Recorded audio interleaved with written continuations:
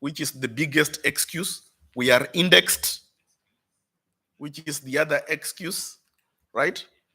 We publish in English, French, and Portuguese, a contradiction, but it's a suitable way of reaching out a bigger audience, right? So there's no excuse why colleagues don't publish with CODESRIA. But even more importantly, we are one of the leading publishers in Africa. We have a range of defining books. But the generation that prioritized publishing in CODESRIA before they published anywhere else is slowly dwindling and disappearing. Achima Feje, whenever he wanted to make his publication, CODESRIA was the first point of call. And some of his most intensely engaging debates, CODESRIA Bulletin. We struggle to provoke debates in CODESRIA Bulletin nowadays, right? The late Claude Ake, CODESRIA was the priority publisher. Samir Amin, okay? Because I think that unless we deal with the question of publishing and ask the important questions, we might not realize the biggest, the most consequential power, political power in knowledge production sits at the gates of publishing. When the CODESRIA website was sliding on that PowerPoint wall, you will have seen a book by Jacques Dipelchin on Congo. And we remembered to highlight it when a piece of Lumumba's tooth was given such prominence back home. Nobody talked about the body, right? And that book, which was translated by Aikwe Yama from French to English, was rejected by virtually all publishers. They didn't want to touch it. And the late Thandika, on hearing it, said, bring it here, we want to publish, and translated it. Because in African studies, the greatest power sits with gatekeepers in journals, with gatekeepers in publishing. And many times pick up any journal. Many times when you read a book review or you read an article where somebody is doing a review, literature review, there are indicative words of which one is quality, which one is legitimate, which one represents Africa better than the other. There's a leading analyst of, you've not heard of him here in Africa. How did they become leading analysts of? You flip to the citations. It is a network of friends and colleagues whose citations are reinforcing a particular narrative about a particular topic, connected by different whatever. If I was an anthropologist and sociologist, I was going to start talking about kinship networks, right? And reinforcing a particular system of thinking about anything African, including African politics, right? And we have to do something, not just in terms of highlighting these skewed power relationships, but also implementing more vigorously, right, our own systems of validating our knowledge. A huge chunk of which, I think the quote from Thandika remains relevant, a huge chunk of which may not have the latest citations, but may have the latest data. Many systems, many books out there have the latest citations, but not the latest data. Okay? I hope I have sufficiently provoked you to begin to ask these questions. And at the heart of my presentation, very briefly, has been to say this is both a philosophical question and a practical political question. And so I'm not going to be dismissive of the philosophical engagement that we're going to do around the normative order and how it defines the dynamics of politics in production of knowledge. I'm not going to be dismissive of that. I would be making the biggest blunder ever. What I'm suggesting is that there are also practical dimensions to this question that we need to deal with. And my wish and hope is that this institute is going to open your eyes. If you choose not to see, it's a choice you've made. And that by the time you leave the institute, not only would you have benefited richly from the institute, but you would have created a new network, if you will, a new kinship network that is not providing alternative knowledge, it's providing the knowledge that we need in Africa.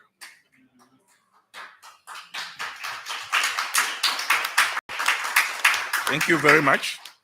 So I was meant to finish at 10:30, and it's 2 minutes to. I want to appreciate all of you. I want to thank you for choosing CODESRIA. I hope you're going to benefit from this institute. I don't know if our colleagues from UNISA know that in thinking about whether to allow you in or not, we remembered that your vice chancellor is a former member of the CODESRIA Executive Committee, a good friend of ours, a good combatant for CODESRIA, I must say, but also somebody whose politics of knowledge production is in the right place, both in terms of her own scholarship as a person, but also the way she pushes the emancipatory project in many ways. Somebody who joined CODESRIA very young. The time when Puleng Lengapula joined CODESRIA, I remember very well, with the support of people like Achima Feje training them. We are happy that you have joined us for this institute. I hope many other universities can reach out to us and say, we would like to bring our students to the institute. I also want to just two very quick admin issues. I hate it when I go to a meeting like this and it's not clear.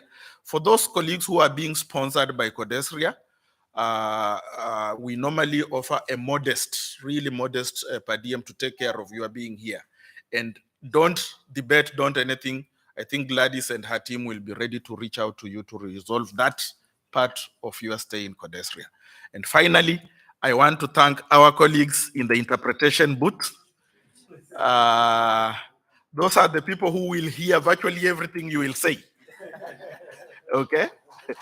Thank you very much.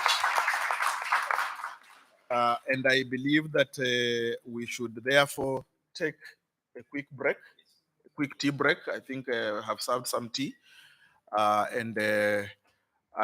If I do not see you throughout the week, depending on how my schedule is looking like, I will definitely see you on Friday, because we will have another session where we review our experiences as a way of learning from you and thinking about where. So very welcome to Dhaka, very welcome to CODESRIA, and have a good week from now on. Thank you.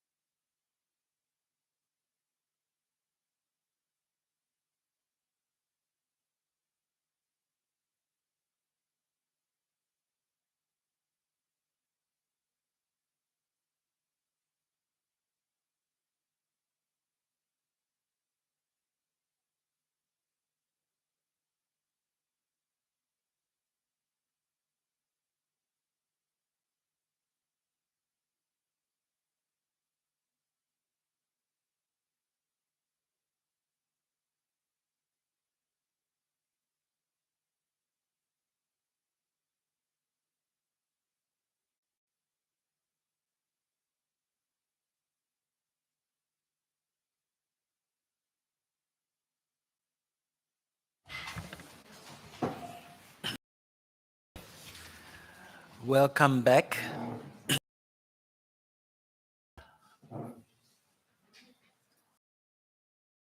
I feel a bit awkward now after this wonderful and deep thematic introduction by the executive secretary. I mean, as I was listening to him, I was asking myself, what am I doing here? And I actually even thought that perhaps what we should do today, after listening to Godwin, is to take a day off just to reflect on what he said, because it captured actually the essence of what we've been trying to do. We've been doing over the past almost 10 years or 5 years. And it somehow felt like reading a very good review of your own book, where you say to yourself, so this is what I meant on it. But of course, we have to soldier on. We have to work. And I'm very glad that we had this very good introduction, because it set out the issues that we want to address. There are a few things I would like to say before I move into the presentation that I prepared for today. The first thing is really about the culture that we are trying to develop in this summer school. So we have resource persons. One is not yet here. He will join us later in the week. He's always been with us. He's my colleague from the University of Basel, Ralph Weber. He's a philosopher, political scientist, and a sinologist. And he's Swiss and South African, or South African and Swiss. And he will be joining us later in the week. And I'm also very happy that Ndei from Cheikh Anta Diop University is also with us for the summer school. And what I wanted to say as far as the faculty is concerned is that we are not here as lecturers. We are not teachers. We are here to give you some inputs so that you can carry on the work that you've been doing or thinking. So we want to be able to stimulate your thinking. That's all we want to be able to achieve. So it's not like we are going to give you new content, that we are going to be sharing new ways of looking at things. That's not the ambition.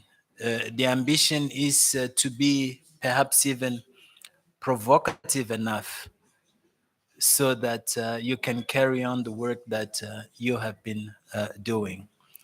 So actually, if I see a lot of people nodding in agreement, I'll be disappointed because that's not what I want to achieve here.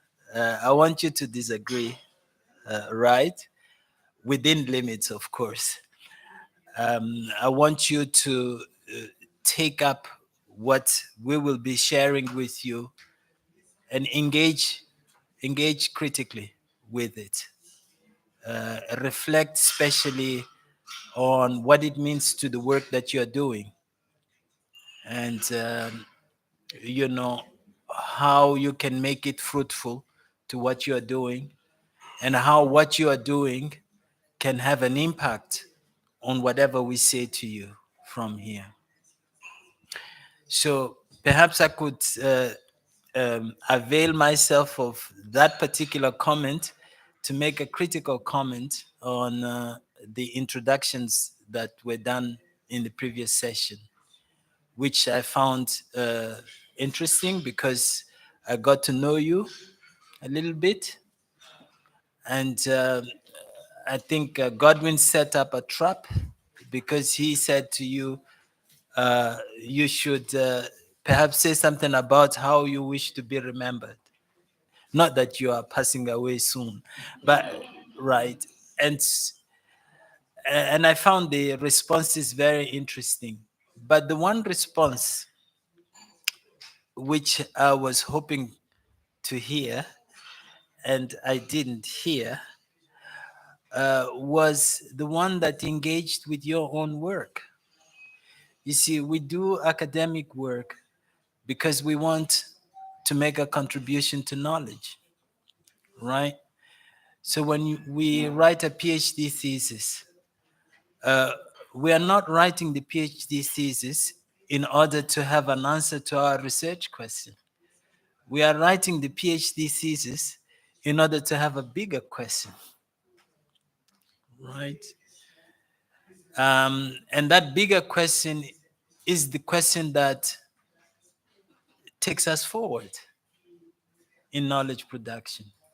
So I was hoping to hear you saying, you know, I want to make a contribution to my particular field by drawing attention to this particular aspect that people have not yet considered.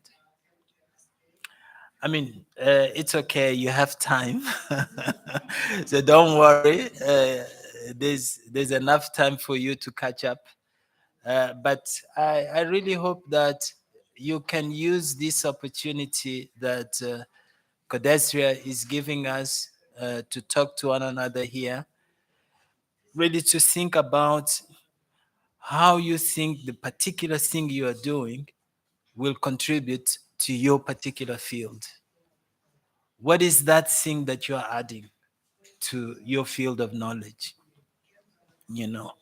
What is it that we will be able to see much better, with the results of your work?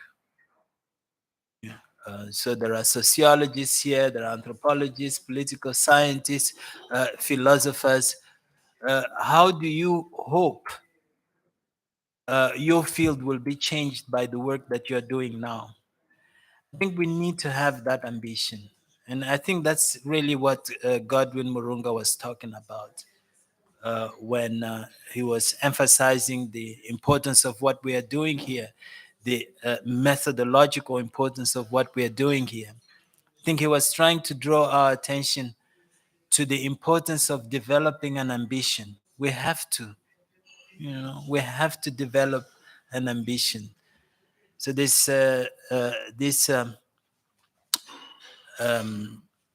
very famous, very brilliant Cameroonian philosopher who unfortunately passed away, Fabien Ebusi Bulaga, who used to say, if we as Africans want to survive, we have to do philosophy in earnest.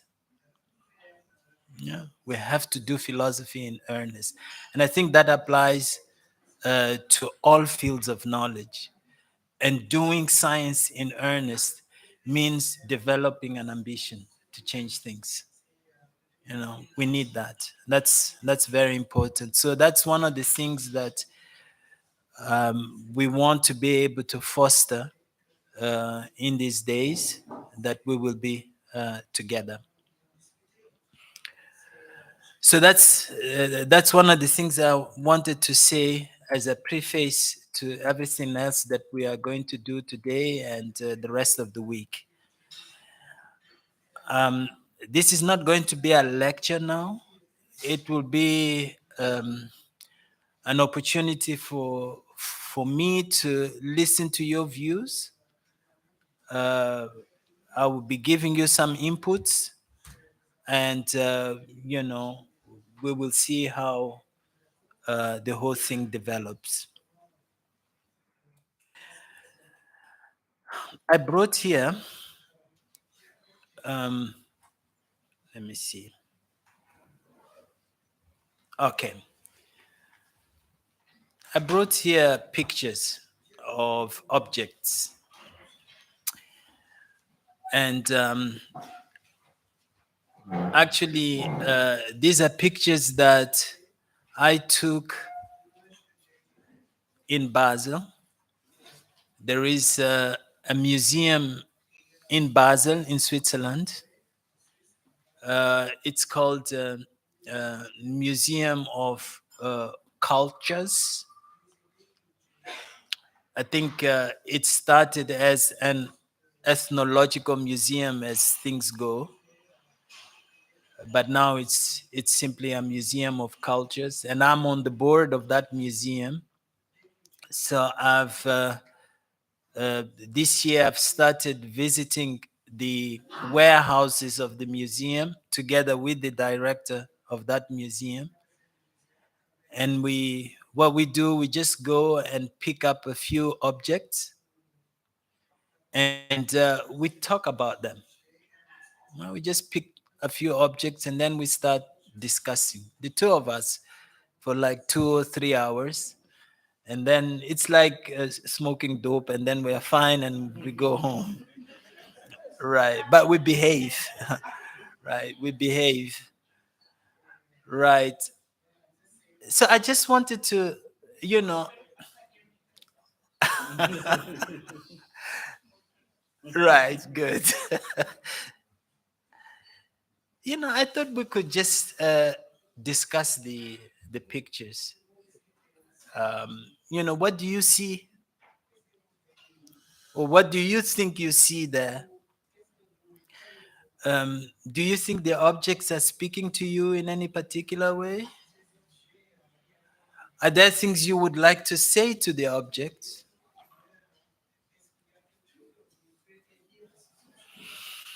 Okay, I'm all ears now.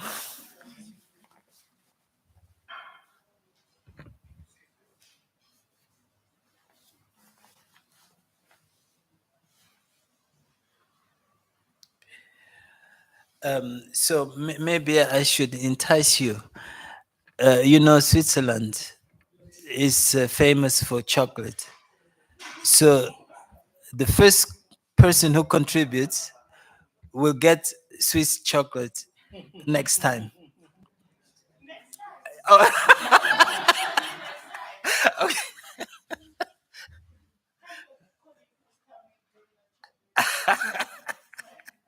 Okay, so go ahead.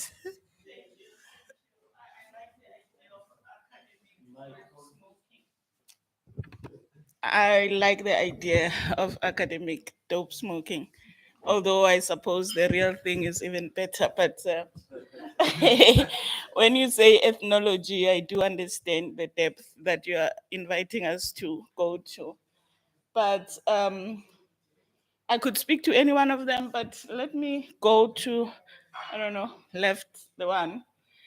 I think just this for me, whenever somebody say technological advancement, I always start here because this is technology that was used to enslave. This is technology that was used in such violent ways that were justified and justifiable in a particular point in time. And as such, as one who was shocked into anthropology in so many ways, these are some of the things that I question as a matter of instinct, precisely because I also draw from this idea that our bodies, it was brought to me, Didier Fassan, I'm sure you know him, who was also my mentor at some point. This notion about bodies remembering, which for me was his way of shutting down the South African white voice about how they were reading HIV in South Africa, which for us was a very defining moment. So For me, technology coming from UNISA, whereby we are supposed to be technologically advancing, my instinct is always, my body always remembers that while we may posit technology to be benign and unharmful, in fact, technology can, and in the ways that it's being spoken about, is very harmful. And I try to balance that with the acknowledgement that Africans also do have technologies, and how then might those sit side by side. So one of the reflections that we made from this morning's reflections by Godwin was, Lerato was saying that the spiritual part of it didn't come through. And I said my reaction was that knowledge is also ontological. So I will pause there. That's my piece. Thank you. Very good. Thank you so much for that. You see, we are right in our topic, because there we have a piece of technology. And what we are being reminded here is that, technology is not innocent. So you cannot approach something like that as if it were not also speaking a normative language, an ethical language. It's there, right?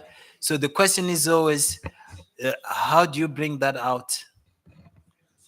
How do you make the piece of technology, which is just an artifact, how do you make it, speak about where it is speaking from and about what it is saying to us, right? There's another story there, and that story is that technology is a concept. That is, it is a resource which we use to be able to describe reality, to be able to describe the world, right? And concepts define us as academics because concepts are our main working tool. We cannot do our work without concepts. We need concepts to do our work, right? And immediately the question that arises there is whether the concepts which we use are simply describing things out there, or whether the concepts that we use are actually producing things out there, right? That's a very difficult question, which I think we should address in this summer school. Now, what that means is not only that technology is not innocent, but also that concepts are not innocent, right?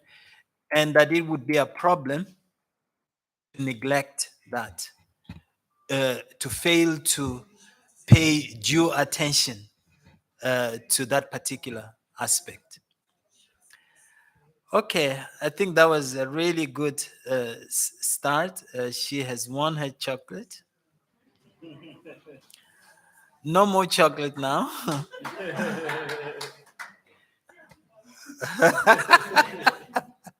Okay, any more?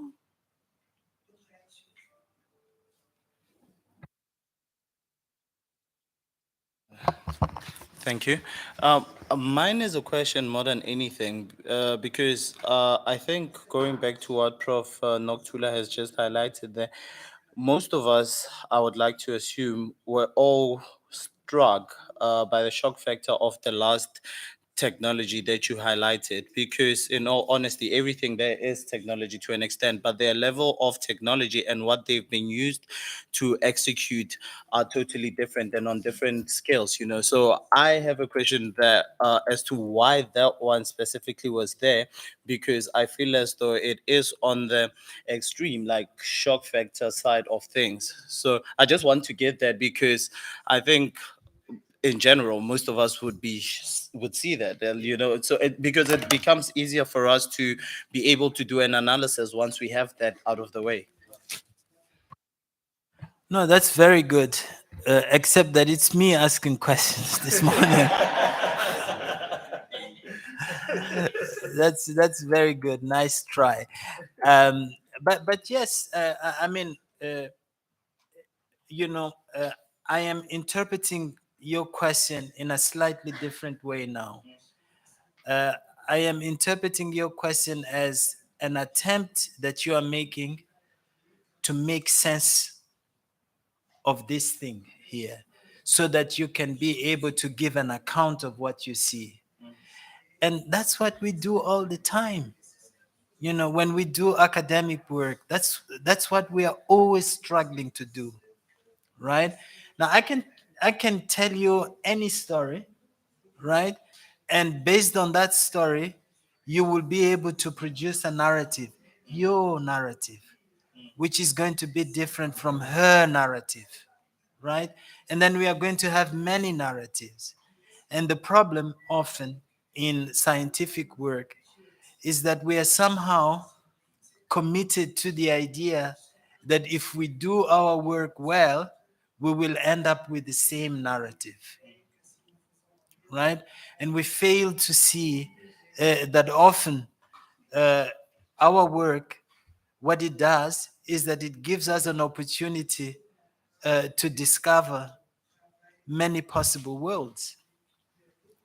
You know, so actually, one of the most interesting things about doing social science, especially here in Africa, is to come to realize that there are many possible worlds.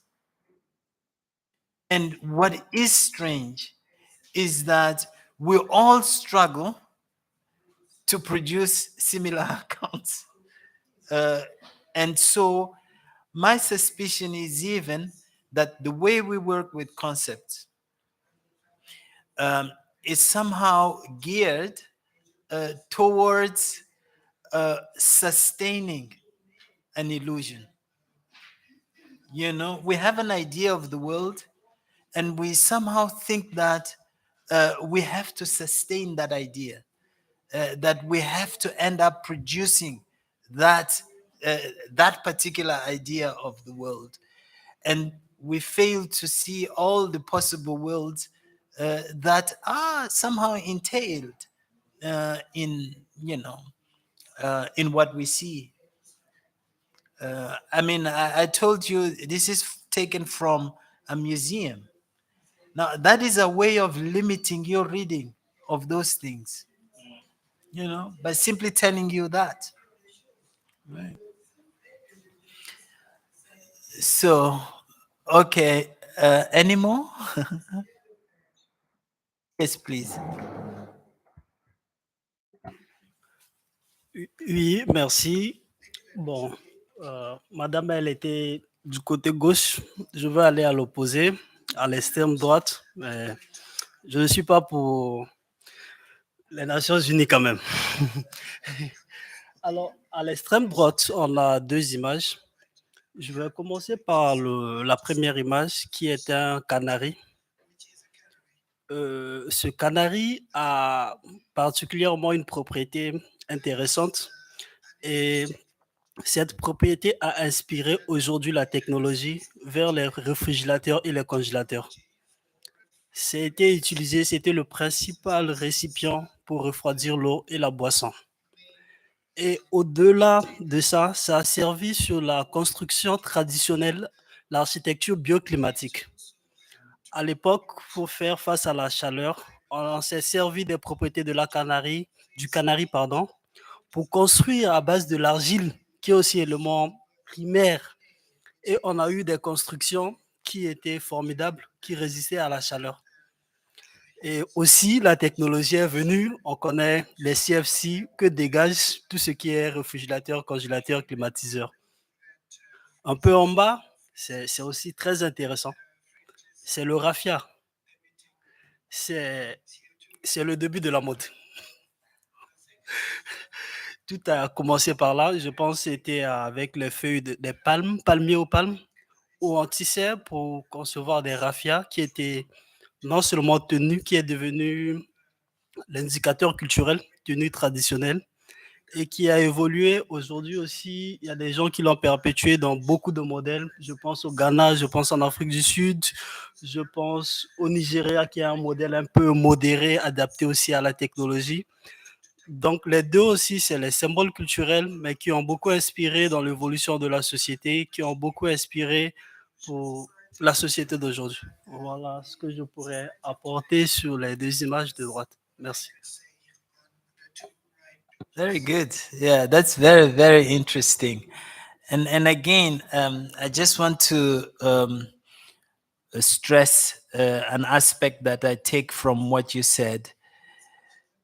And that is what, your account tells us something about what we have in common as human beings.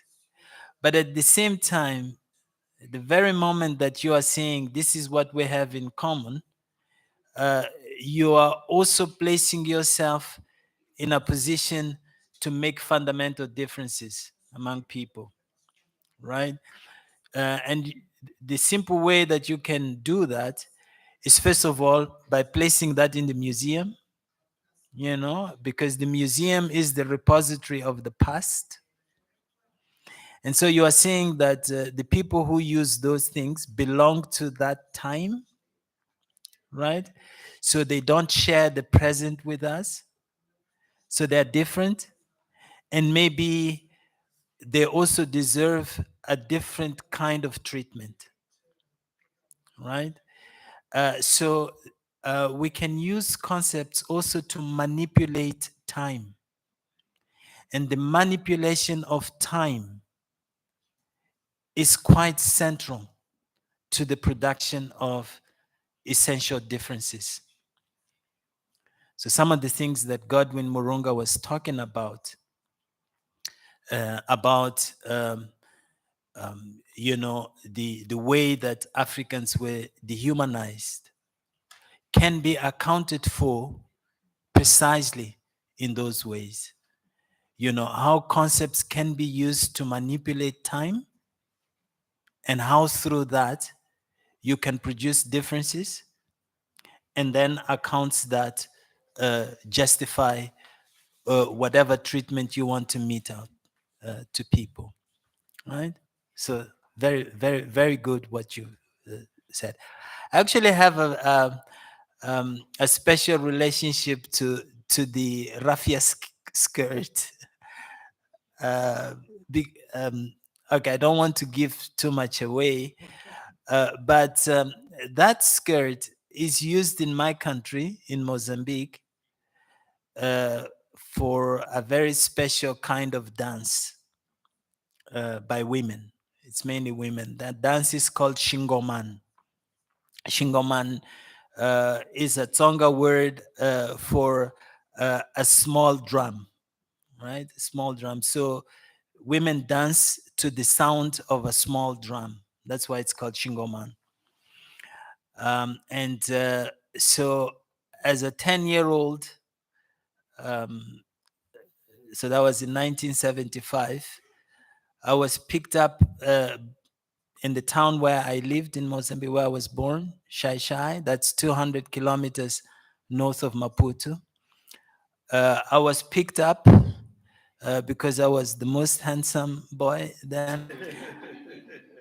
So I was picked up to give something like that as a gift of the city of Shai to the future president of Mozambique, who was on his triumphal tour from the north of the country to Maputo to proclaim the independence of Mozambique. So Samora Machel. And he even, I just want you to be envious of me. He even picked me up and asked me to kiss him, which now when I remember, it's quite embarrassing. But, right, okay. Okay, any more? Yes, please. Thank you. I just want to make a quick comment because first, when you showed us the pictures, my head went to like, why are we looking at it? And I tried to relate it to the theme. But then the second thought I had, especially when my brother was speaking right now, is the fact that when we see these artifacts in museums, they're simplified and reduced to perhaps one aspect of it. And that is how I view African studies. Like the simplification and the account of our lives is always reduced and it's just one thing. When in reality, like just in the pictures alone, there's this like at the bottom, the top right, for example, that's an artifact you can find in different parts of Ethiopia. It means different things if you're traveling to different places. And some places it's just something you keep in the house, and other places it can be used as like a mug.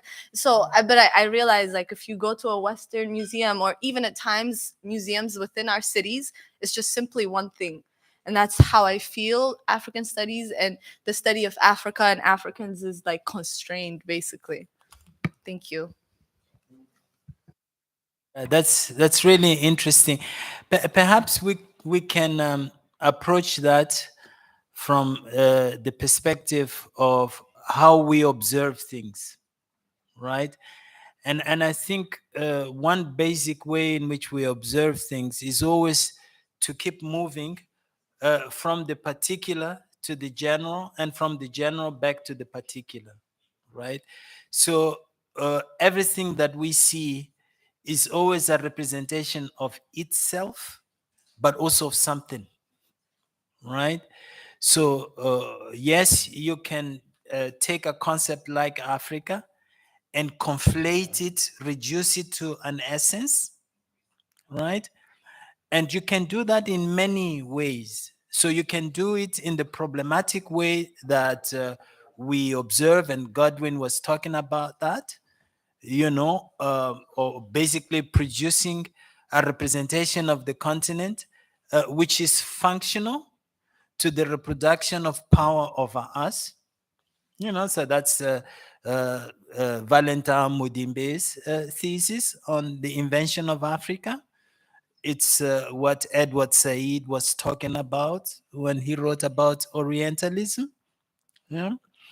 But also, you can look at that conflation, that reduction, as a way of clearing up room for you to be able to speak for yourself.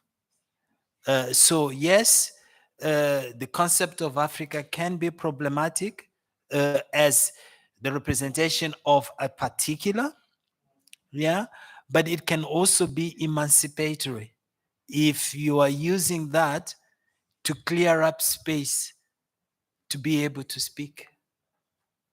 So what our colleagues from the Indian subcontinent used to say, can the subaltern speak, right? So of course they were not saying we cannot speak. What they were saying was that we have to make room to be able to speak. And of course, the even more important question is not whether the subaltern can speak, but whether we can make ourselves heard. That's even more important. Okay. Yeah. Merci. À première vue, moi, je me suis posé une question. Pourquoi ces images? Et quand je me suis demandé ça, j'ai tout de suite compris qu'il y a une part de subjectivité même dans nos recherches. Lorsque nous voulons, d'abord dans le choix déjà de nos thématiques, parmi tant d'autres, Et même lorsque nous trouvons des hypothèses et des objectifs à nos recherches, c'est qu'il y a toujours une part de subjectivité qui définit en réalité ce que nous voulons. Et lorsque nous prenons les données que nous étudions, les données qui entrent en ligne de compte de nos études, c'est que nous en sélectionnons aussi. Donc, il y a forcément une part de subjectivité dans tout ce que nous faisons qui en même temps montre que c'est notre recherche et nous sommes d'une manière ou d'une autre libres de prendre la direction que nous voulons pourvu que ça nous permet d'aller vers les objectifs que nous voulons atteindre. Maintenant, par rapport aux images, je voudrais rejoindre un peu Vanel du Togo, mais moi, je vois plutôt une calebasse. La première image à gauche, oui, je vois plutôt une calebasse, contrairement à Vanel qui a vu un canari, moi, je vois une calebasse. Et au Bénin, ça peut s'utiliser, c'est-à-dire, ça dépend de la région d'où tu viens du Bénin, c'est-à-dire l'usage qu'on en fait. Il y en a qui l'utilisent pour prendre de l'eau, pour décorer. Ça sert aussi de décoration, ça dépend. Et quand je prends l'image juste en bas, c'est un peu ce que vous aviez dit. Chez moi, ça s'utilise pour des danses traditionnelles. Ça s'utilise pour des danses traditionnelles. C'est vrai qu'il y a un côté, disons, pour la beauté ou pour l'esthétique. Les gens l'utilisent peut-être pour... OK. Les gens l'utilisent pour faire disons, quand on veut faire un modèle, pour mettre des pailles et autres dedans. Donc, voilà ce que je voulais apporter comme contribution. Merci. Very, very good. Thank you for that. And again, I'm glad that you raised an issue that was also raised by Godwin Murunga here concerning subjectivity, and of course, we like to think of ourselves as people who are engaging in knowledge production, respecting objective standards of doing that. Yeah. And maybe that's not in itself a bad ideal to have, because we want to be able to understand one another. And so if we were all subjective, it might be difficult to understand one another, or at least to have criteria for the validation of what we are saying. So that's a big issue, right? I don't think that this is an issue that we can approach in a light-hearted manner, right? We need to think about that. But of course, you are right in pointing out that it's almost next to impossible to approach whatever we approach without that element, of our own individuality. And that means, all the experiences that make us as people, right? All the experiences that go towards enabling us to see things in the way that we see them, right? And sometimes university is a space where we are trained to abandon who we are in order to see things in intelligible ways, in ways that are intelligible to other people. And that's a huge challenge. Yes. And here again, sometimes the choice of words can be tricky, of course. So for example, all of us, and you've just done it, and I do it all the time, we would say, this is traditional dance and not local dance, or not national dance, and of course, you are not wrong in doing that. We are not wrong in saying this traditional dance, because the concept of tradition has got a meaning which warrants the use that you are making. But at the same time, if we look at it from a normative, ethical position, then we can begin to see problems with that particular concept. And of course, this is not to say that because of the potential of problems in the use of concepts, we should not use certain concepts. Of course we should, right? But when we say we need to be critical, what we mean is that we need to be aware of the potential problems in the words that we choose to describe things. So that's very, very interesting what you've said. So I'll take two more there and here, and then we are done. Yes, that's you. Good. Is it still morning or afternoon? I'm not sure. But coming from a Black theology perspective, I've been sitting here trying to make sense. And the very first thing when you told the story of all these pictures, I thought about Black Panther, the very first scene of Black Panther, where this guy walks into this museum in the UK, and this white woman is describing these African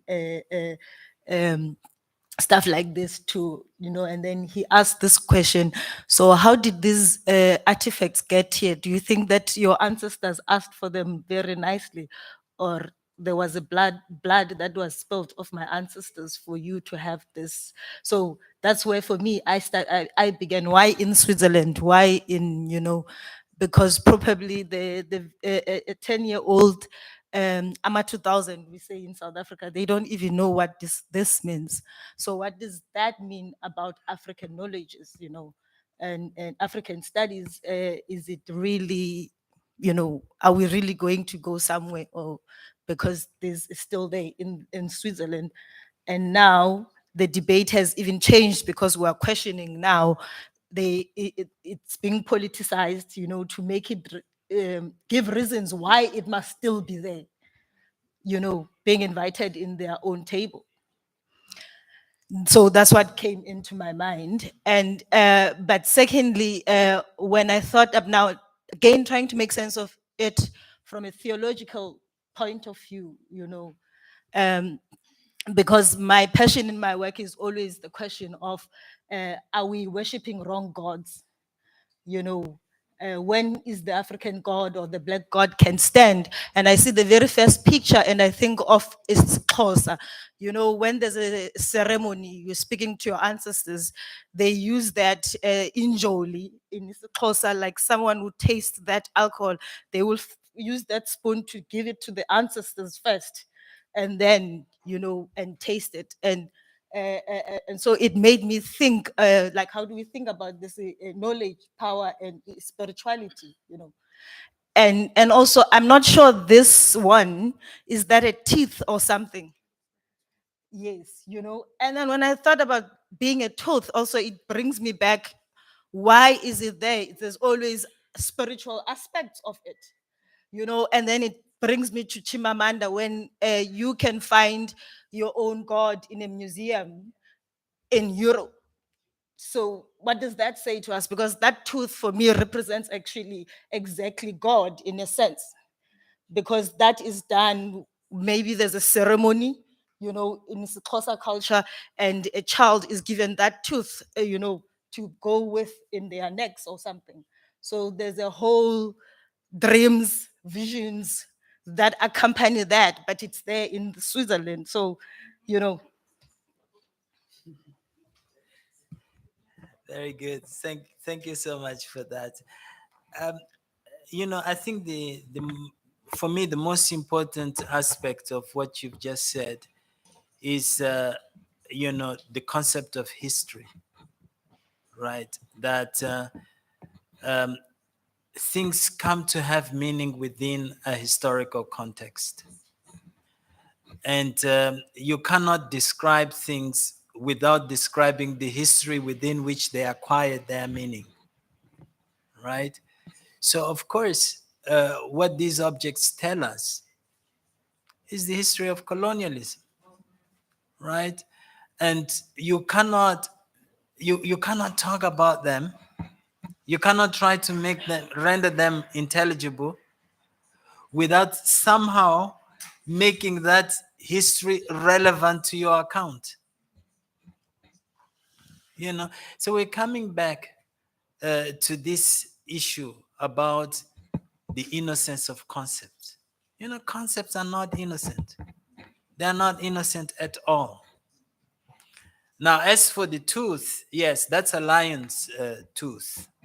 In fact, when we went to the warehouse and the director of the museum showed me that one, because these are all Tonga, I mean, with the exception of the slave things, these are all Tonga objects, which is my ethnic group.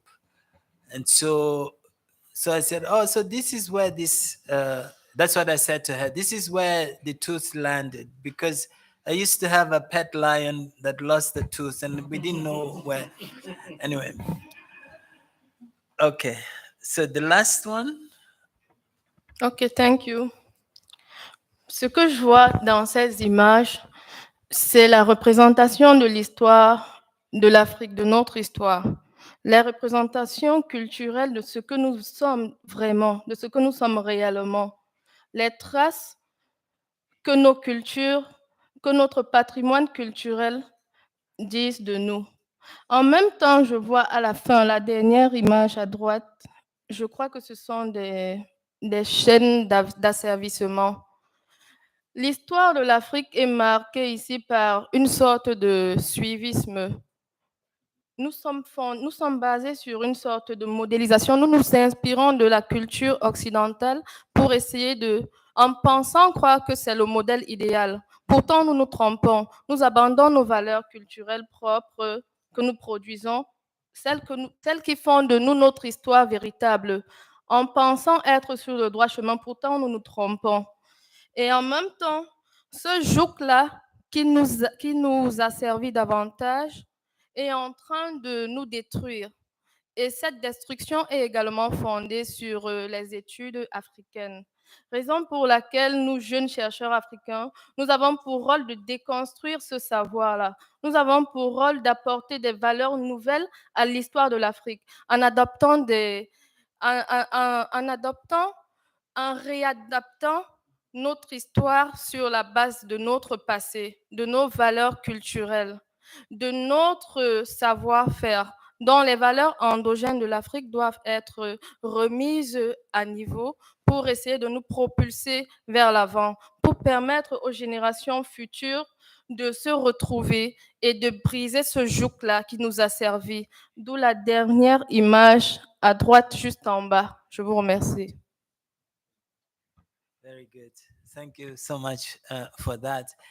I think what you're saying to us, or my interpretation of what you're saying, is that we have a personal relationship to the things that we see, right? And maybe the challenge is also to foster that relationship, you know. Now, whether the conclusion we have to draw is that what we see is who we are, or what we see is who we are supposed to be, or what we see is who other people say we are, right? We can leave that open for the time being. That's a question that we can ask, not in order to answer it, but simply, to bear in mind, to remind us again that concepts are not innocent. Yeah, concepts are not innocent. So thank you very much for all the contributions. I think you have captured the spirit of what we want to do this week. This is what we want to do. We want to discuss and reflect our relationship with the world. That relationship is mediated by language. and in particular by conceptual language. So by saying that, we are actually suggesting that there is a kind of language that has a special status, and it defines our work, it defines us as professionals, and it is the tool that we have to use in order to be able to do our work. The only problem with that is, again, that that language is not innocent. And it's not innocent because of the history that made it possible, and therefore the meanings which it forces us to purvey, right? It's not innocent because it's always forcing us to look at the particular and at the general and find ways of moving back and forth. Yeah? It's forcing us to relate as individuals to the objects. You know, it's forcing us to ask the question whether that language is enabling us to see things, right, that exist out there, or it is enabling us to make up those things, right? Those are big questions, and those are the questions that I would like to address today and in the following days. So I think we're going to talk about basically 4 things. We've already mapped them. I want to talk about the canon. Now, this is a word that should be familiar to you, the Western Canon. That's our enemy here, the Western Canon. I want to share a few ideas with you concerning some ways of looking at the canon. I think another concept that's quite interesting to address in this connection is the concept of the West. I mean, we are always talking about the South, we talk about Southern epistemologies, and we even tend to take those epistemologies and the South, the global South, we take those terms for granted, yeah? And we tend to assume that the notion of the West or the concept of the West has a straightforward meaning. So I want to say a few things about that. And then, of course, another very important concept that we need to address is the concept of knowledge, you know, which is, you know, what we aspire to produce if we do our work properly, right? Knowledge. So what is that? And then finally, I will explain something that we will be doing this afternoon in groups. So this afternoon we will have group work. You'll be sitting down and you know, doing something hopefully interesting. Now, the canon. The canon is, if you like, the concept which is used to describe, if you like, a body of knowledge that is actually the framework within which we look at the world, right? Of course, the canon has got a very, very specific meaning, and that meaning has to do with, if you like, the emphasis that is placed on a very particular way of speaking truthfully and in an intelligible way about the world. So it is a concept that actually refers to one particular world. And, you know, to speak from within the canon is to develop the ability to speak to that particular world, right? And of course, the canon is represented by very special people. You see 4 of them up there. You see Hegel, the German philosopher. You see Immanuel Kant, again, German philosopher. You see David Hume. And of course, you see Karl Marx, right? And what is interesting about those people is that, you know, you can actually say, if you are familiar with their thought, right? You know, you can speak in an intelligent way about the world. Now, of course, the question that we can ask is, you know, how come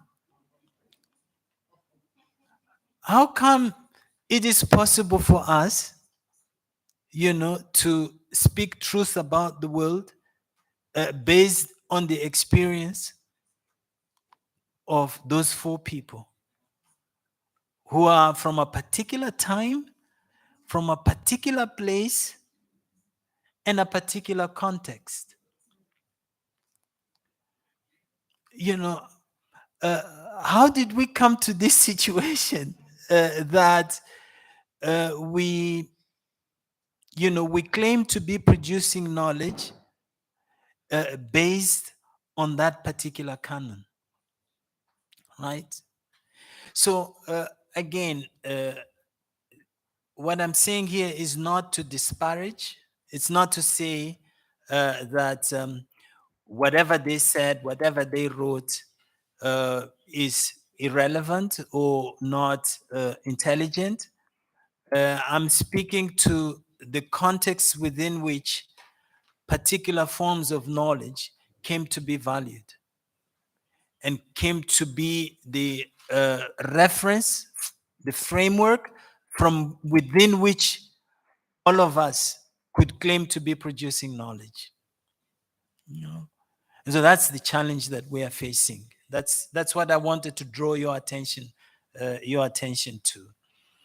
Now, of course, what that means is that when we think about the canon, we are basically thinking about three kinds of things. We are thinking about the world, you know, so what is the world, right? And of course, what the canon claims is that there is only one world that is possible to describe, right? That's what the canon is saying. There's only one world. So to acquaint yourself with the thought and the learning and the scholarship of the canon is to acquire the ability to speak meaningfully about that particular world, right? Now, of course, the problem with that is that, of course, as we can see, and you were giggling when I pointed out that, you know, we can base our knowledge of the world on the thought of four people from a particular place, from a particular time, right? You were laughing when I said that. And of course, the question here is that these people are speaking from that particular place that we call the West, right? And we tend to take it for granted that the West has always existed, right? So almost as if the West were an essential and natural category. And of course, it's not.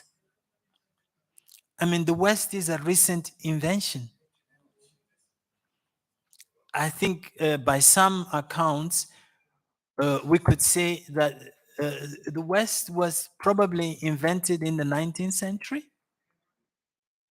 and became perhaps stronger as a concept to refer to, you know, within the context of the Cold War, right?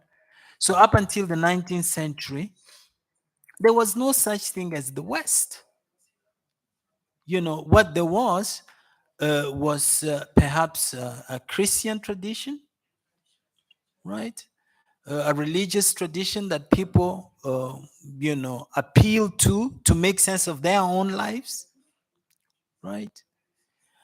Maybe up until then, you had different ways of looking at the world, with references made perhaps to ancient Greece, and again to references made to ancient Greece, but to use Godwin's expression here, an ancient Greece, weeded out, of all the influences that constituted ancient Greece.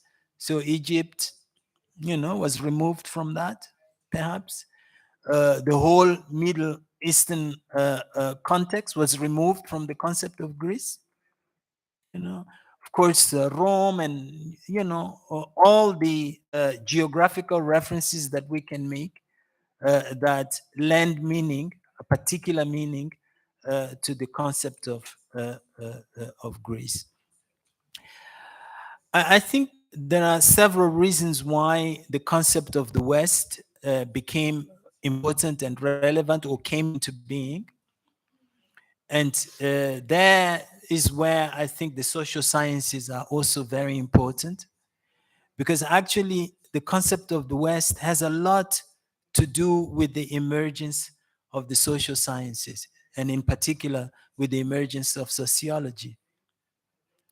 I don't think I'm making any revelation here if I say that one of the things about sociology, of the emergence of sociology as a discipline in the 19th century, had a lot to do with the concern that certain scholars had to describe a new kind of society that was emerging with industrialization. And in describing that new kind of society, so people like Emile Durkheim, Auguste Comte, in Germany, Max Weber, and so on. So in doing that, but that of course much later, but in doing that, what they were actually doing was suggesting a language that could make it possible for us to describe a new type of society. So a society that was made possible by particular historical circumstances, right? So a society that also seemed to have a need to differentiate itself from what had come before it. And hence you have in sociology this crucial distinction between tradition and modernity. It is so constitutive of sociology. And of course, what you have there is not just the distinction between tradition and modernity, but it is the importance of social change as a paradigm of description. Social change. So it is within that context that history acquires a particular meaning. So history is only history if it is an account of progress. And an account of progress is, if you like, a description of what came before and needed to be overcome, and what came later, which is what is good, and therefore what every society should aspire to be. So it's that particular context that produces the West. So the West, if you like, as history, almost like history becoming aware of itself. Yeah.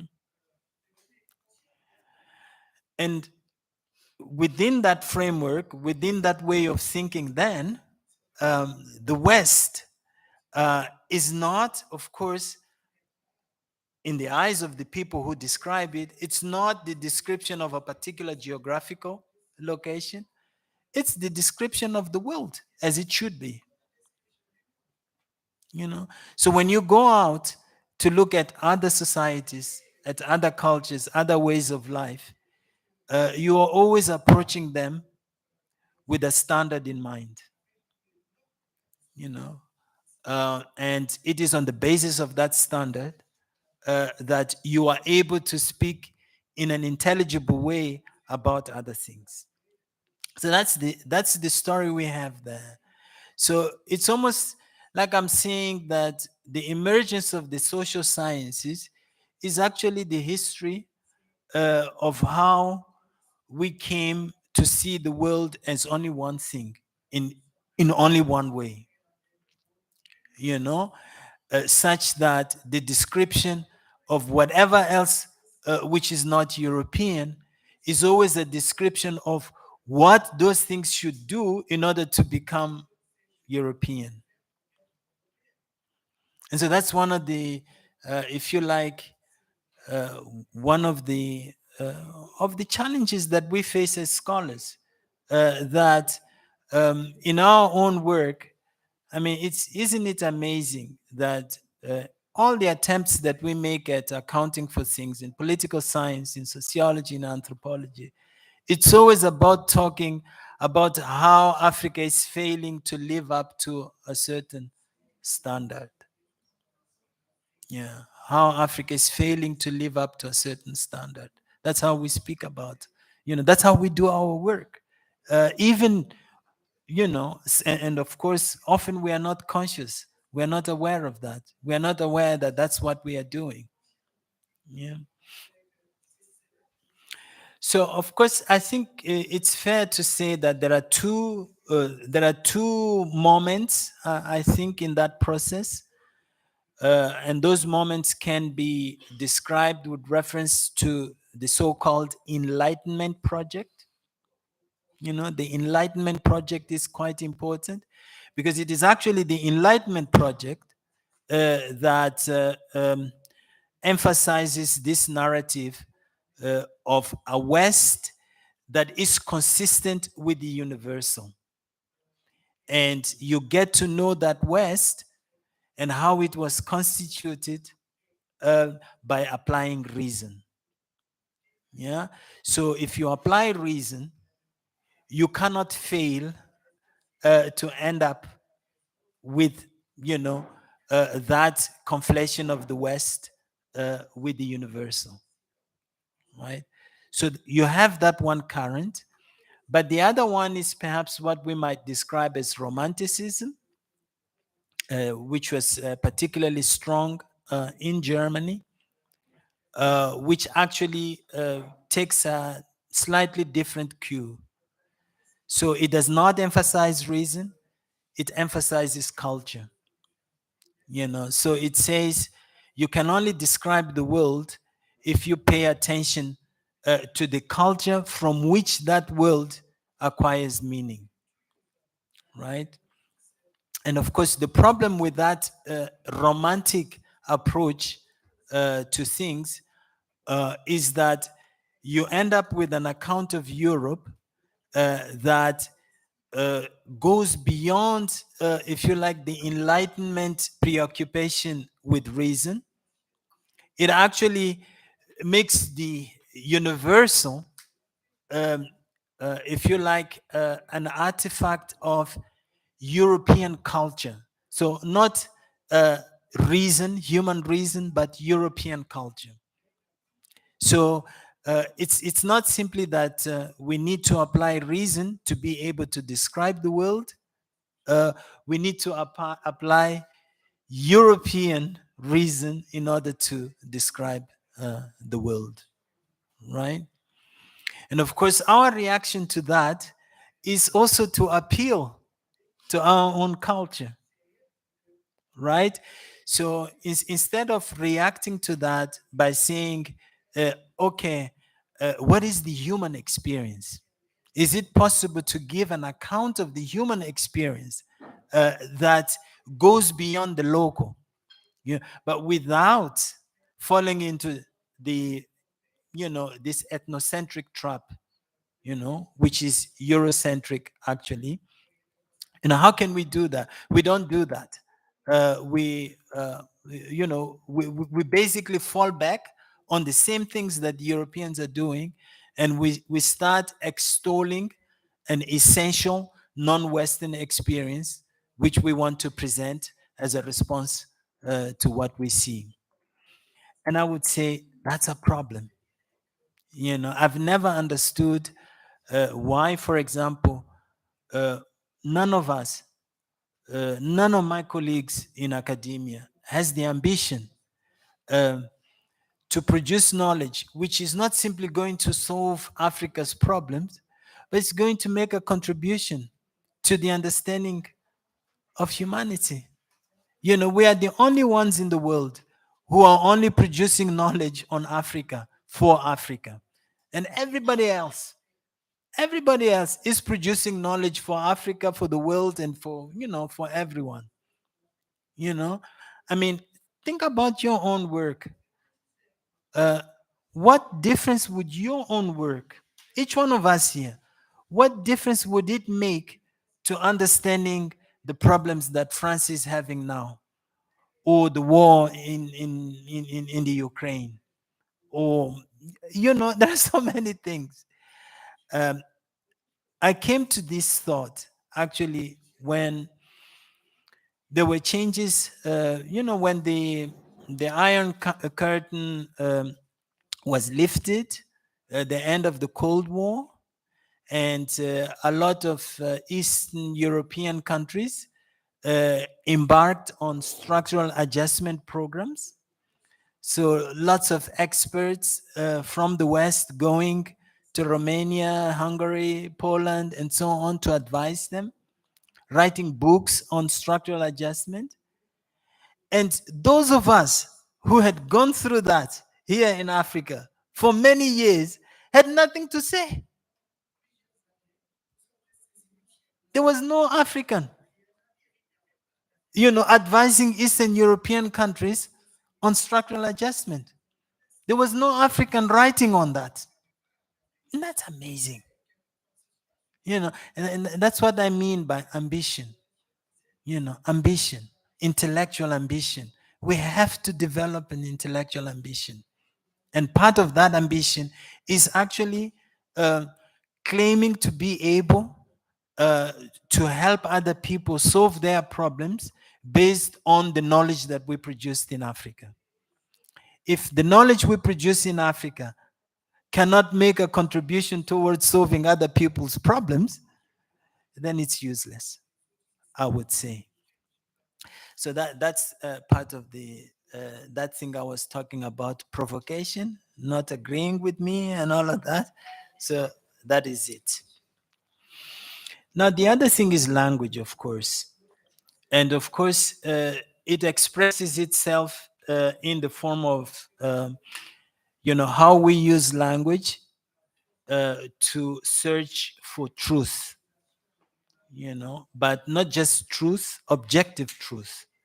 So partly what Godwin was saying, that objective truth is the kind of truth that is bereft of all subjectivity, all normativity, all, ethical considerations, and so on. So it's been the ambition of social science, actually, to develop a conceptual language that can produce objective truth. And of course, that's something that we can, challenge, we can think about. And this is where I think we can ask the very important question of knowing whether our language is actually describing the world out there, or whether our language is producing the world which we come to see. So it's really about how we are being inducted into seeing the world in particular ways. Right now, that's a big discussion in philosophy, as you know. Those of you who have done philosophy will be familiar with this. So it's the whole thing about realism, constructivism, the correspondence theory of concepts, all those sets of issues that are very, very important. And then we also come to the issue of values or norms, right? So Godwin was saying that we are trained to actually rid ourselves of those things, right? But of course, we know that values do not disappear from the concepts. That's the discussion we were having at the beginning of the session here, that we see values speaking to us all the time in technological artifacts, in any kind of artifact. And so the question that perhaps we should ask is not whether there are values in what we do, but whose values? Whose values are they? And is the challenge for us to replace those values by our own values? And what are our own values, right? I mean, we can sometimes be misled into thinking that because we see ourselves as Africans, right, as people who have been addressed in particular ways by history, then we may come to think that perhaps because of that, there are certain values that define us, but that too might be a construction. That too might be a construction, right? And of course, that is not meant in any negative way. It's simply a statement of perhaps human nature, that we always feel this need to relate to other people in essential ways, right? Godwin mentioned Samir Amin, who was actually the first executive secretary of CODESRIA back in the 70s, and who passed away also sadly recently, I think 2 or 3 years ago. And of course, Samir Amin was just an exceptionally brilliant scholar from Egypt, who lived most of his life here in Dakar. Even when he left CODESRIA, he continued to live here in Dakar. And Samir Amin has written what for me is perhaps the best book on Eurocentrism. And it's called Eurocentrism, right? Yeah, it's really. I will share the book with you all, because it's really a fascinating book. Of course, Samir Amin was a Marxist scholar, so he was right. He wrote the book from that particular perspective. But what he says in that book is that we react to capitalism by drawing back on provincialism. So capitalism constitutes us in particular ways, right, as marginal, as peripheral, and so on. And our response to that is to actually do what capitalism wants us to do, to emphasize, precisely, our particularity, instead of embracing, the universal, but transforming it. So we embrace and we transform it.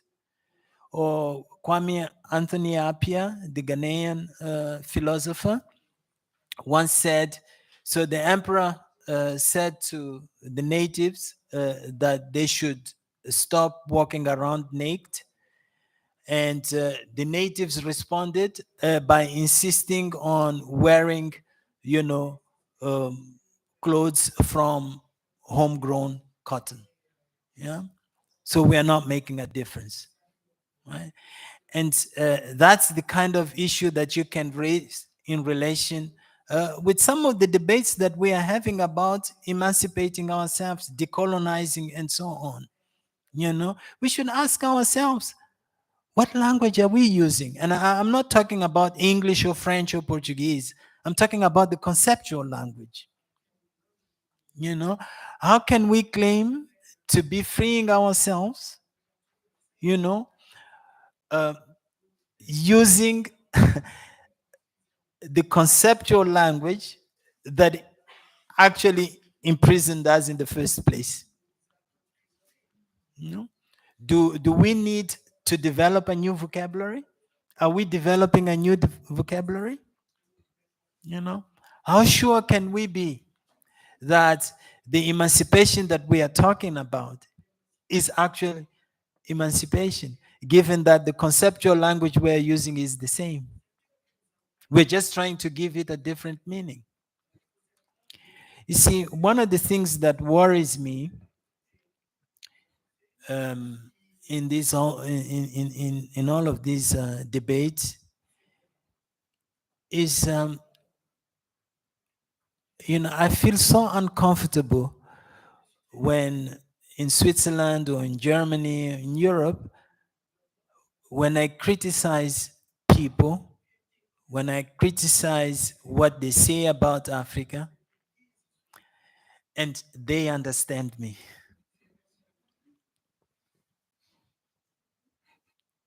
I get so worried. Yeah. And I start thinking, have I really achieved what I wanted to achieve?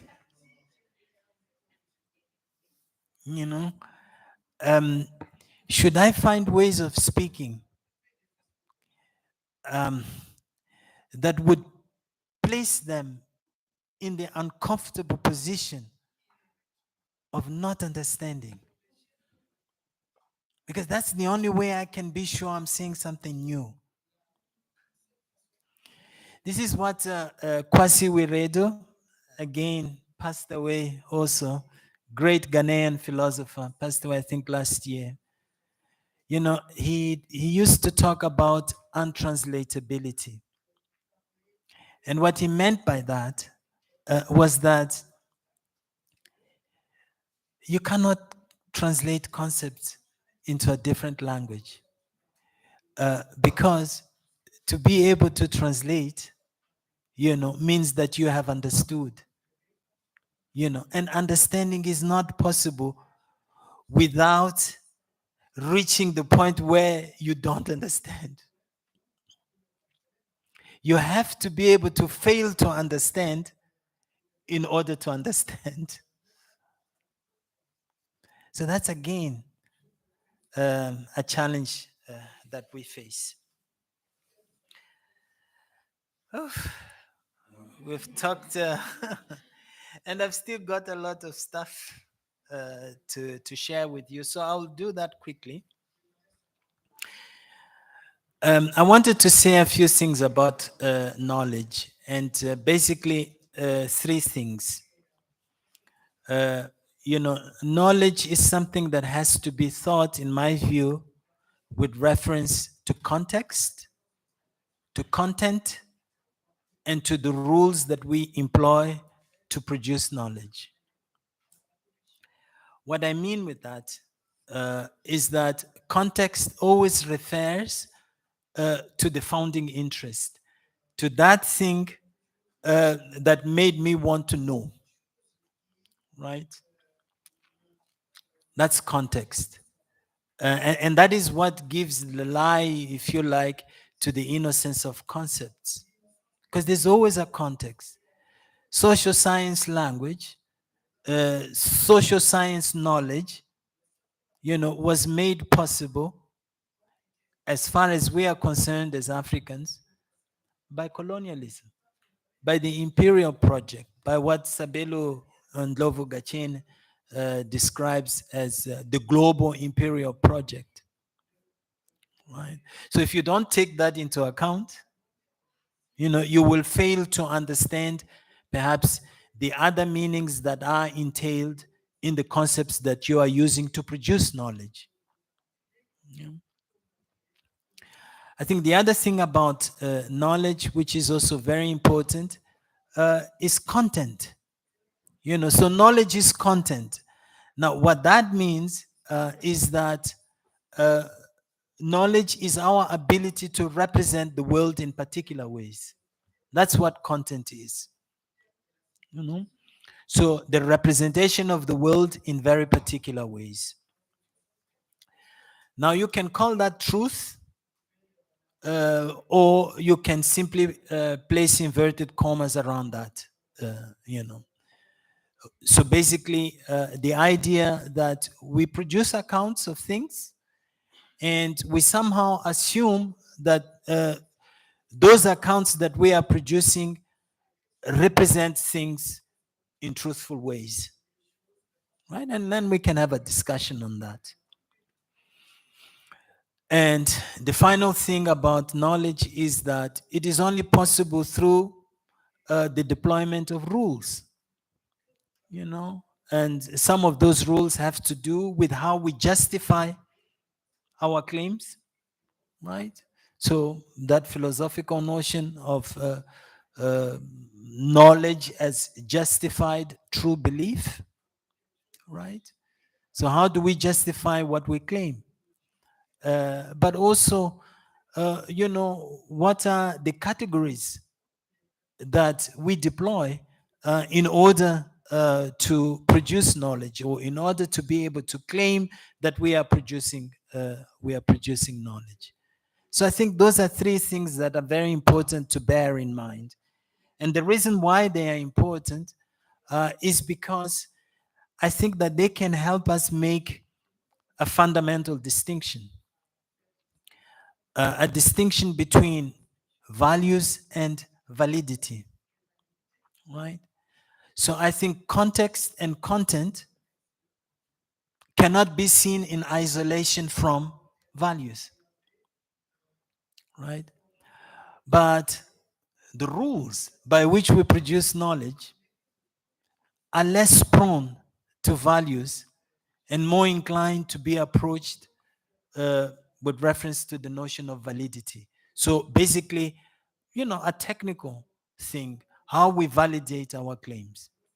There may even be normative claims, but how do we validate them? You know, so someone was talking about theology, right? So yes, we can validate our claims theologically, but we are subject to rules. And these are technical rules. And we can be transparent about that. So I wanted to emphasize that aspect about knowledge, that knowledge is always about content, context, and rules. And I think it's important to make that those kinds of distinctions in our own work. And that's actually going to be the thing that we will be doing this afternoon. But before we do that, or before I explain that, I also wanted to say something about what we can describe as modes of inquiry, right? And I am using technical colonial language here to refer to two particular modes of inquiry. So there is what I describe as the Socratic mode of inquiry. So what you do when you apply that particular mode is to inquire into the necessary and sufficient conditions for something to be the case. Hence the title of this summer school. How political is knowledge? So the invitation there is not for you to say, well, knowledge is political. The invitation is for you to spell out the conditions under which we can say that knowledge is political. So when can we say that? Under what conditions? Yeah. But there is the Euclidean mode, if you like. And this is not about spelling out the conditions, but it is about spelling out the implications of claiming that knowledge is political. So if knowledge is political, what then? You know, what do we do with that? And what can we expect to see in the world if we say that? So I just wanted you to bear this in mind for this afternoon, but also for the rest of the week. It will not be enough for us to simply say knowledge is political. We need to spell out the conditions under which knowledge can be said to be political, and we also need to follow up on the implications of making that claim. So what can we expect out there in our own work and in the world?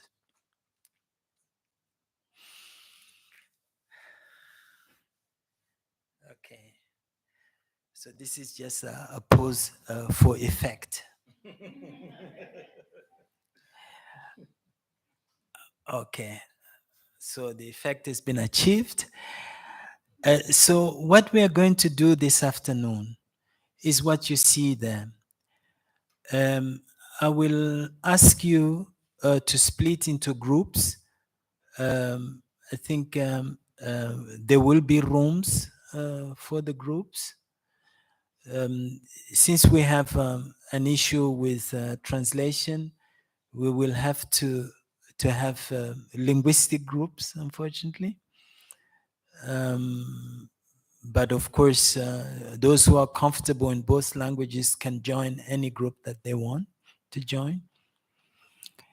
And what I want you to do in those groups is to first of all discuss your individual work and identify a concept which you think represents the work that you are doing best. You know, so a concept, just find a concept and then look at that concept bearing in mind those three elements there: the context, the content, and the rules.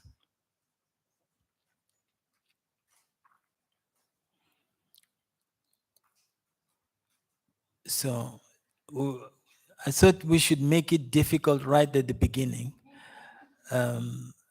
so that you know you know what is expecting you.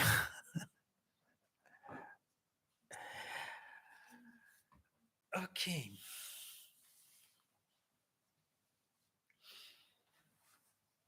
You know, like Pan-Africanism. No, I like it. I like it. Microphone. Oh, sorry. I like it. Actually, most of the work that I'm currently doing on an individual basis is centered around that. You know, that is the primary thing that makes me thrive for the continent on an ideological basis.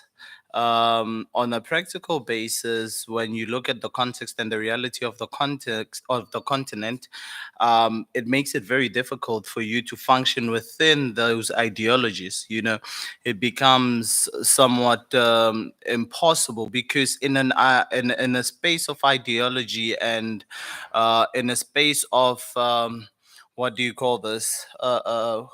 Conceptual work, when you come together like this in these spaces and we try to contextualize and develop ways in which we can provoke thoughts and show each other how problematic Western ideas of us and of the continent are, and how the continent in itself, from a historical point of view and perspective, and to what is currently is way better than it's supposed to be. You know, from this situation, it's brilliant. You know, so Pan-Africanism in this context is the most amazing thing, and that's what I want. But on a practical level, when you actually get to engage with the rest of the continent, you get to see how fundamentally problematic it is, especially on a political sphere, where nationalism is chosen instead of a pan-Africanist and Africanistic way of existing. You know, that's why I'm conflicted in a lot of ways, from an epistemological point of view to a practical point of view. It's very difficult, you know. So that's what I was saying. Not that I am a pan-Africanist on a practical level. Also, the work that I center is that, you know. Yeah. I was not blaming you. Okay, look, I've lived in Germany for so many years. half of my life that I acquired a German discipline. So on our program, it said we finish at 12:30, but actually lunch will only be served at 1:00. So I programmed my body to go to the toilet at 12:30. So what I want to ask you to do now, I'll be away for 2.5 minutes, no, 2 and 40 seconds. Right. So what I want to ask you to do now, I want 3 or 4 people to raise their hand and constitute a group around them for the afternoon. Yeah, but you can also do it your own way, right? Okay, yeah. So and then, just check who is going to join you. Pay attention to language. Yeah. Okay. It will depend. I think if we have 4 groups, we will have about 6 people in each group. 6 or 7 people. Okay.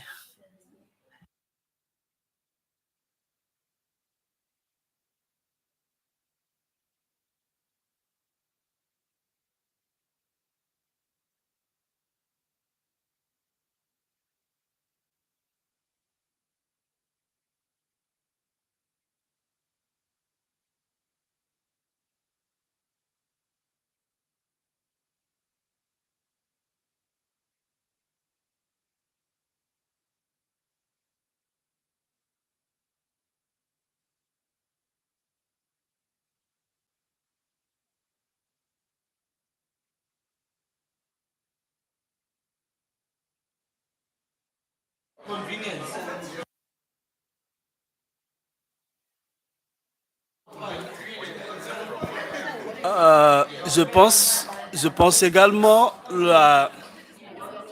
je pense que la richesse aussi, c'est le partage d'expériences. Mais si on se met par affinité linguistique,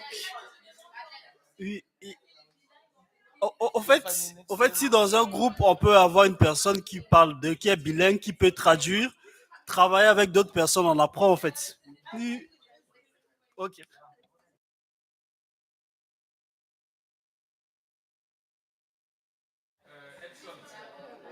Qui est bilingue ici?